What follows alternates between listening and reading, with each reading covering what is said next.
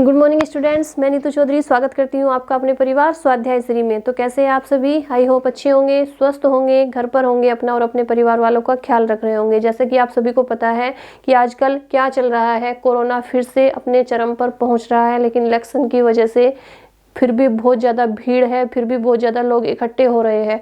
तो अपना और अपने परिवार वालों का ध्यान रखिए, ठीक है? सेफ रहिए। अगर आप घर से बाहर निकलते हैं तो अपने सारी सुरक्षा के साथ बाहर निकलिए, सैनिटाइजर, ग्लव्स और मास्क वगैरह के साथ, ठीक है? अपना ध्यान रखिए और जब अपने परिवार का भी ध्यान रखिए। तो जैसे कि आप सभी को पता है, ये हमारी बायोलॉजी की क्लास होती है, जिसमें हमारा चैप्टर कौन सा चला हुआ है? रक्त परिसंचरण तंत्र चला हुआ है, ब्लड सर्कुलेटरी सिस्टम चला हुआ है।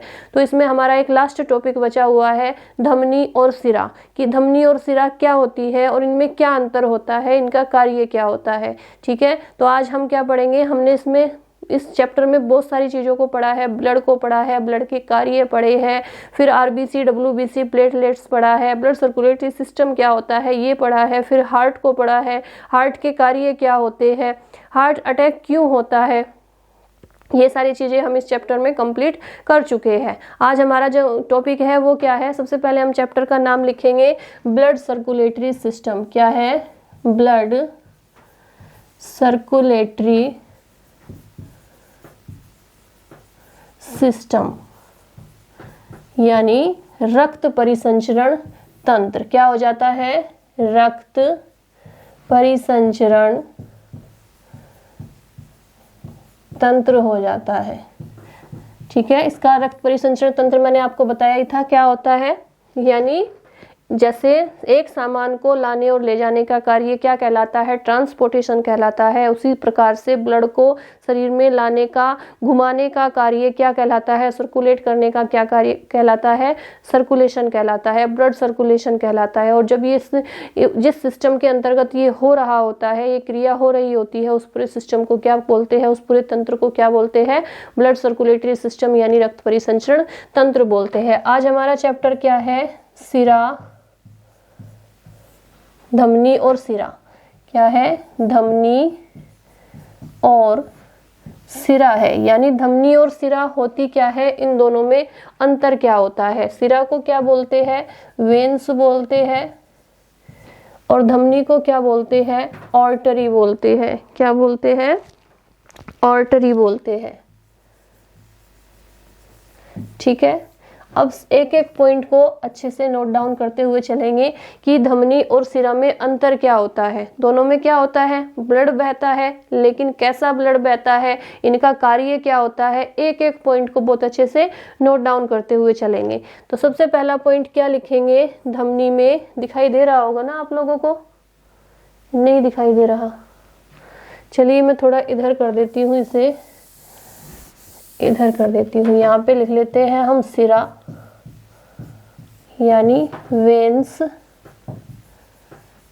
और यहाँ पे लिख लेते हैं हम आर्टरी, यानी धमनी, ठीक है? अब आपको अच्छे से दिखाई दे रहा होगा।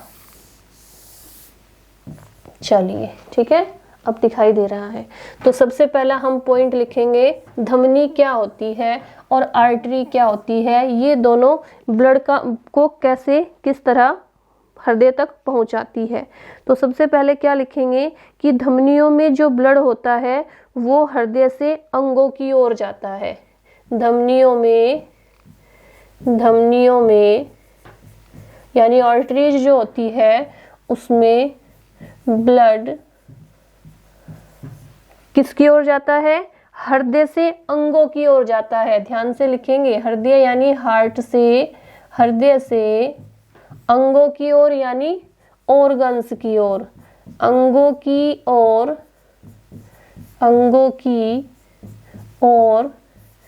जाता है। धमनियों में क्या होता है? आर्टरीज में क्या होता है? जो ब्लड है वो हार्ट से अंगों की ओर जाएगा, यानी ऑर्गन्स की ओर जाएगा। लेकिन सिराओं में क्या होता है? ब्लड अंगों से हृदय की ओर जाता है। ये हृदय से अंगों की ओर, और इसमें क्या होगा? अंगों से हृदय की ओर, यानी ऑर्गन्स से किसकी तरफ? हार्ट की तरफ। सिराओं में ब्लड यानी रक्त, अंगों से यानी ऑर्गन्स से, अंगों से हार्ट की ओर जाता है, हार्ट की ओर जाता है। एक एक पॉइंट को बहुत अच्छे से नोट डाउन करेंगे। तो इन दोनों में क्या अंतर हो गया, धमनी क्या होगी, आर्टरीज क्या हो गई, इसमें तो जो ब्लड होगा वो हार्ट से ऑर्गन की ओर जाएगा, हार्ट से अंगों की ओर जाएगा, और जो सिराएं हो गई, वेन्स हो गई, उसमें ब्लड कहाँ से जाएगा, उसमें ब्लड ऑर्गन्स से हार्ट की ओर जाएगा। तो एक दूसरे में अंतर हो गया, एक दूसरे के विपरीत हो गई दोनों, है ना। दूसरा अंतर क्या लिखेंगे, सेकंड पॉइंट लिखेंगे कि धमनियों में ऑक्सीकृत रक्त होने के कारण लाल दिखाई देती है। क्या लिखेंगे, दूसरा पॉइंट लिख लेते हैं एक बार, तब समझाती हूँ, एक बार समझा देती हूँ। ऑक्सीकृत यानी O2 मिला हुआ, यानी जो शुद्ध रक्त होता है जिसमें ऑक्सीजन मिली हुई होती है, O2 होता है, वो क्या दिखाई देता है, ऑक्सीकृत ब्लड होने के कारण उसका रंग लाल दिखाई देता है। क्या लिखेंगे, धमनियों में ऑक्सीकृत रक्त होने के कारण, ऑक्सीकृत रक्त होने के कारण, रक्त होने के कारण क्या दिखाई देता है, होने के कारण लाल दिखाई देता है, लाल दिखाई देता है, दिखाई देता है।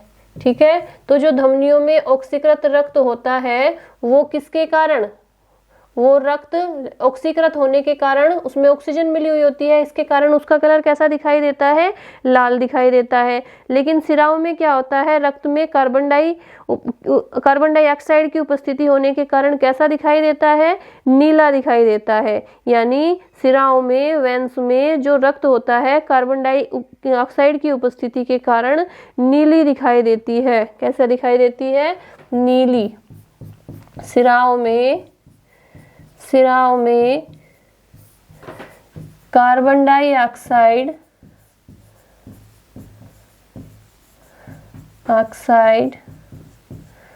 होने के कारण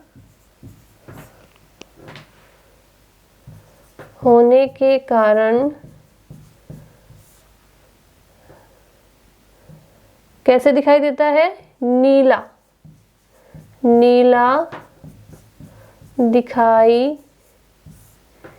नीली दिखाई देती है। ये जो होती है सिराएं, वो क्या होती है, नीली दिखाई देती है। और धमनियां कैसी दिखाई देती है, धमनियों में ऑक्सीकृत रक्त होने के कारण लाल दिखाई देती है। जो धमनियां होती है वो लाल दिखाई देती है क्योंकि इसमें रक्त जो होता है वो ऑक्सीकृत होता है। और सिराएं कैसी दिखाई देती है, कार्बन डाइऑक्साइड यानी CO2 होने के कारण नीली दिखाई देती है। ठीक है, नेक्स्ट क्वेश्चन पे चलेंगे कि धमनियों में शुद्ध रक्त का प्रभाव होता है और सिराओं में अशुद्ध रक्त का प्रभाव होता है। अब शुद्ध रक्त और अशुद्ध रक्त क्या होते हैं, मैंने आपको कल भी बताया था कि शुद्ध रक्त वो होता है जिसमें ऑक्सीजन मिली होती है, O2 मिली होती है, और अशुद्ध रक्त वो होता है जिसमें कार्बन डाइऑक्साइड यानी CO2 की मात्रा मिली हुई होती है।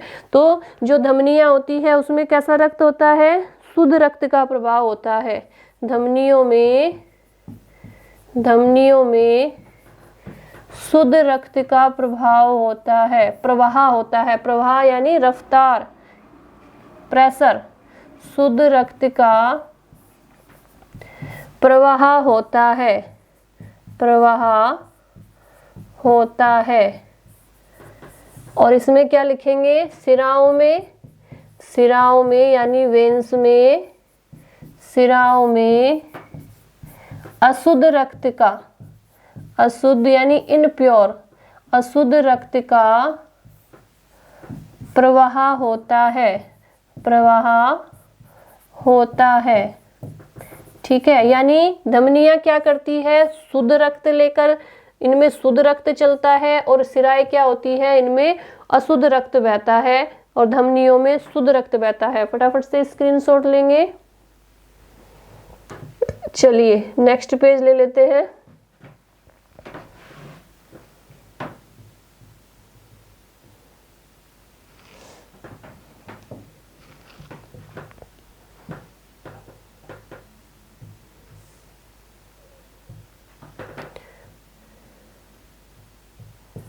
दिखाई दे रहा है ना।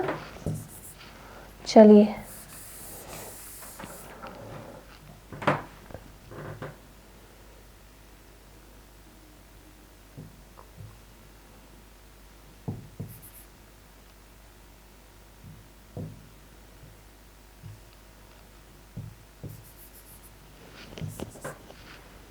चलिए दिखाई दे रहा है। चलिए नेक्स्ट पॉइंट लिखेंगे। यहाँ पे भी ऐसे ही लाइन खींच लेते हैं। एक तरफ लिख लेंगे धमनी यानी आर्टरीज, अब इसमें और पॉइंट है, और इधर लिख लेंगे सिरा यानी वेंस। ठीक है,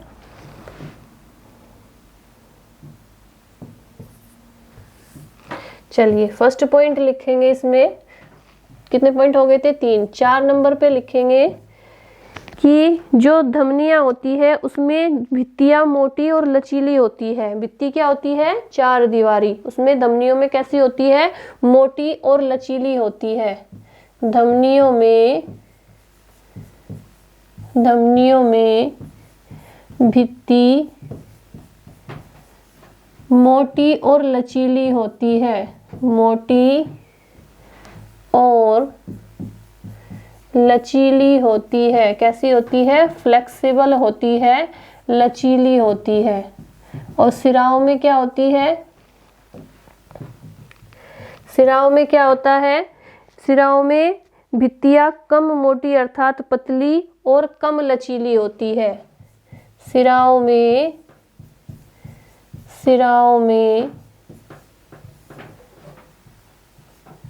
भित्ति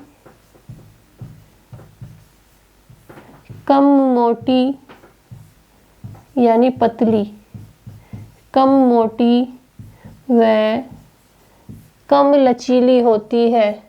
होती तो है लेकिन कम होती है, कम लचीली होती है। फटाफट से नोट डाउन करते रहिए। नेक्स्ट पॉइंट पे चलेंगे। क्वेश्चन ये पॉइंट नंबर हमारा आ जाता है 6।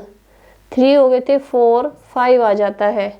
ठीक है, 5 पे क्या आ जाता है कि हृदय की धड़कन क्या होती है? गति के कारण धमनियों में रक्त का प्रवाह अधिक तीव्र गति से होता है। यानी जब हृदय की धड़कन की गति के कारण धमनियों में हृदय क्या होता है? रक्त का प्रवाह तीव्र गति से होता है। क्या लिखेंगे? हृदय की धड़कन गति के कारण, धड़कन गति के कारण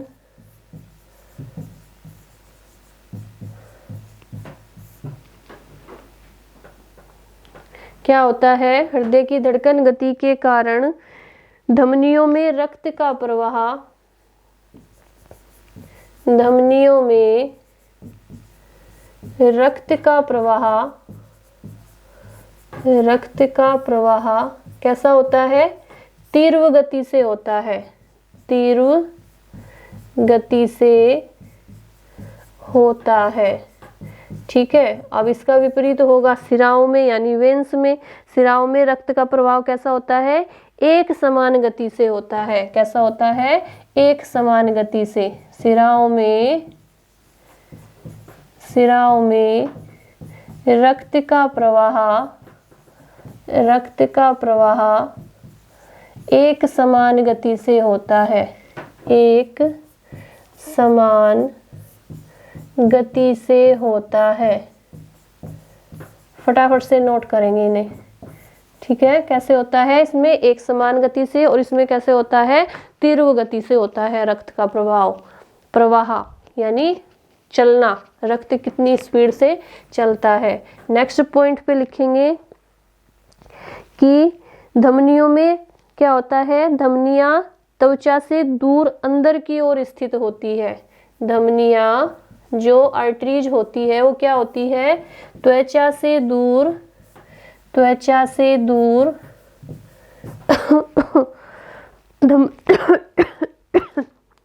अंदर की ओर स्थित होती है। अंदर की ओर स्थित होती है। और सिराएं क्या होती है?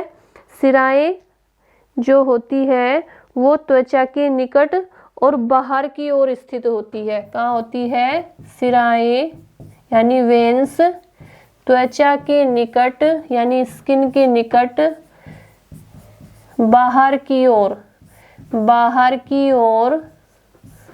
स्थित होती है, स्थित होती है। फटाफट से नोट डाउन करते रहिए इन्हें, बहुत इंपॉर्टेंट है ये। अब आ जाता है नेक्स्ट पॉइंट 7 नंबर पे कि पल्मोनरी वाल्व, पल्मोनरी जो ध्वनि होती है उसमें अशुद्ध रक्त का प्रभाव होता है। क्या होता है? मैंने क्या बताया था कल? आपको अपवाद बताया था ना, कल की क्लास में मैंने आपको हार्ट जब पढ़ाया था मैंने तब आपको बताया था अपवाद कि पल्मोनरी वाल्व एक ऐसी वाल्व है जिसमें, ऐसी धमनी है जिसमें क्या होता है? अशुद्ध रक्त होता है। और सिरा में मैंने आपको क्या बताया था कि जो सिरा होती है वो कौन सी? पल्मोनरी सिरा में शुद्ध रक्त का प्रवाह होता है, यानी ये अपवाद है। लेकिन इसमें क्या होता है? इसमें अशुद्ध रक्त होता है, सॉरी इसमें जो होता है धमनी में ये क्या करती है? इसमें होता है शुद्ध रक्त और सिरा में होता है अशुद्ध रक्त। ठीक है, ये अशुद्ध रक्त बहता है। लेकिन ये अपवाद क्या था कि पल्मोनरी धमनी में अशुद्ध रक्त का प्रवाह होता है। लिख लेंगे इसमें पल्मोनरी धमनी में अशुद्ध रक्त का प्रवाह होता है। एकमात्र ऐसी धमनी है ये जिसमें अशुद्ध रक्त बहता है, रक्त का प्रवाह होता है। और इसी तरह से पल्मोनरी सिरा है जिसमें शुद्ध रक्त का प्रवाह होता है। पल्मोनरी सिरा एकमात्र ऐसी सिरा है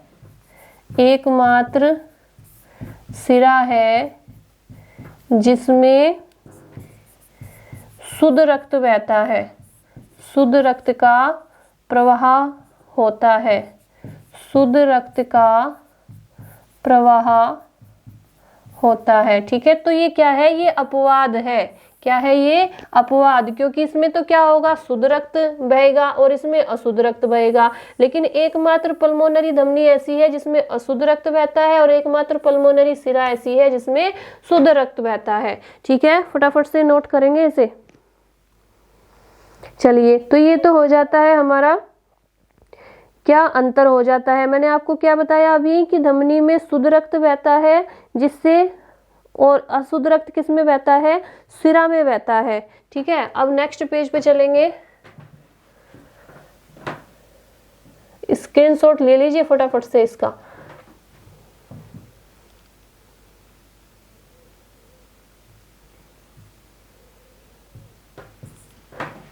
ठीक है, चलिए नेक्स्ट चलेंगे। अब जैसे इसे याद कैसे रखेंगे कि धमनी में शुद्ध रक्त बहता है? जैसे धमनी है, अब इसे हमें याद रखना है। शुद्ध और अशुद्ध में हम कंफ्यूज हो जाते हैं ना कि इसमें शुद्ध रक्त बहता है, तो एक ट्रिक से याद कर लीजिए इसे। क्या ट्रिक होगी इसकी? धासु। क्या होगी? धासु। धासु से क्या कर लेंगे? धमनी याद रख लेंगे, धमनी, और सु से क्या याद रख लेंगे? शुद्ध रख लेंगे। ठीक है, तो आपको कैसे पता, आपको याद करने के लिए क्या करना पड़ेगा? धासु को याद रखना पड़ेगा। धासु यानी धमनी में शुद्ध रक्त बहता है।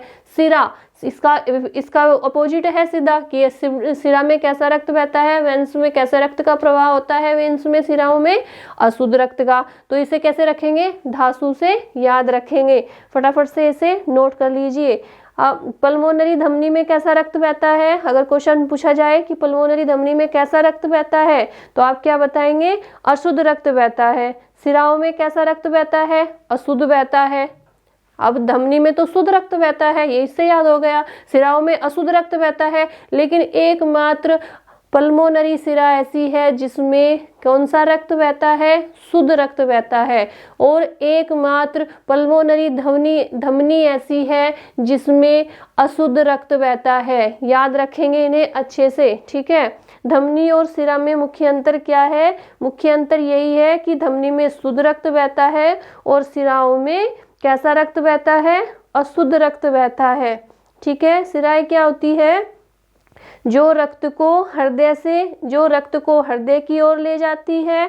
और धमनी क्या होती है, जो रक्त को अंगों से हृदय से अंगों की ओर ले जाती है। ठीक है, तो याद रखेंगे कि हृदय से दूर शरीर तक शेष अंगों तक पहुंचाती क्या पहुंचाती है, ये हमारी शिराएं पहुंचाती है। ठीक है, धमनी क्या होती है, जो हृदय से रक्त को आगे तक पहुंचाती है।